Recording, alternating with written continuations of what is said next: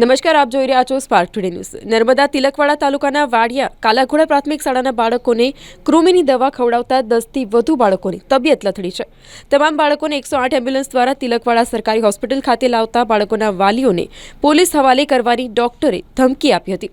પ્રાપ્ત વિગતો અનુસાર વિશ્વ કૃમિ દિવસ અંતર્ગત તિલકવાડા તાલુકાની તમામ પ્રાથમિક શાળાઓમાં આરોગ્ય કર્મીઓ દ્વારા બાળકોને કૃમિની દવા ખવડાવવામાં આવી હતી।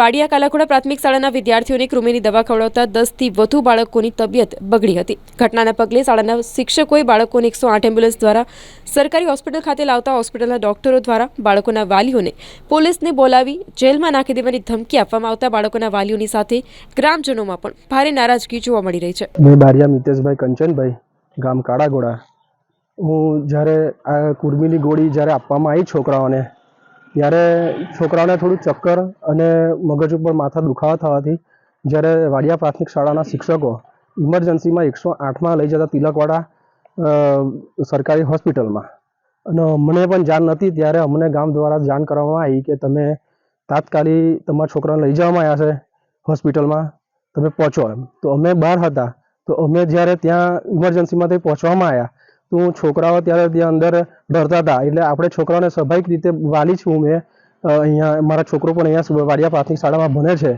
તો અમે ત્યાં મારા છોકરાને પૂછતા કે બેટા તને શું થાય છે એમ, અને મારો વિડીયો પણ ચાલુ હતો તો ડૉક્ટર જે છે એ બેન મને એવું કહે છે કે તમે વિડીયો બંધ કરી દો અને તમે આ રીતે છોકરાઓને પૂછશો ના એમ કે।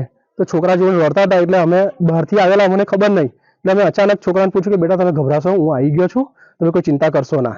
તો જ્યારે બેન મને એવું કહે છે કે તમે આવું બોલશો ને તો હું તમને પોલીસ બોલાવું છું અને પોલીસ બોલાવ્યા પછી હું તમને જેલમાં ગળાવી દઈશ એમ। તો મારે કહેવાનો મતલબ એવો છે કે અમે એક વાલી છે તો વાલીને એક ફરજ નહીં હોતી કે પોતાના છોકરાને આવ્યું પૂછવાનું કે છોકરું ગભરાઈ ગયું હોય અને શું થઈ ગયું છે એ અમારે જાણવું ના પડે।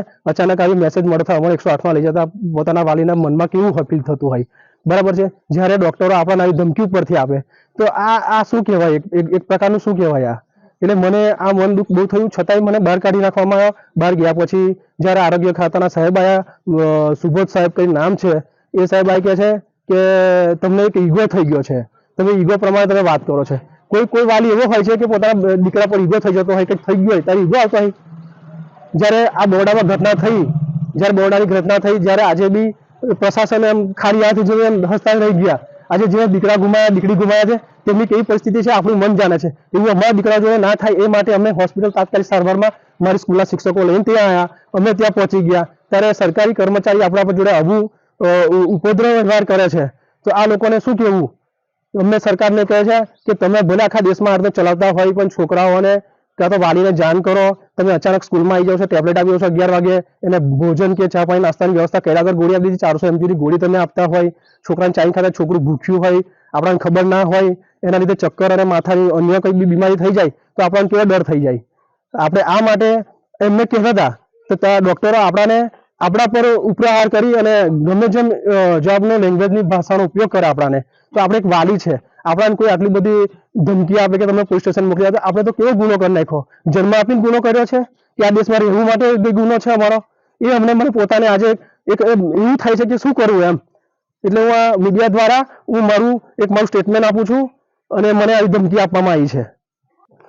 ડૉક્ટર સુબોધ સાહેબ અને રશ્મિ મેડમ મને જ્યારે આ કહેવામાં આવ્યું કે તમને હું પોલીસ બોલાવું છું, હું તમને જેલમાં ગળાવી દઈશ, તો મેડમને એવું કીધું કે મારા દીકરા છે અને મારી ફરજ છે મેડમ, મારે અહીંયા આવી ઊભું રહેવું જોઈએ, મારા છોકરા ગભરાઈ ગયા તો હું પ્રશ્ન મારા છોકરાને કહી શકું છું કે તમે મારા દીકરા છે એને કંઈ થાય ના, તમે ગભરાશો ના, એવું હું કહેતો હતો।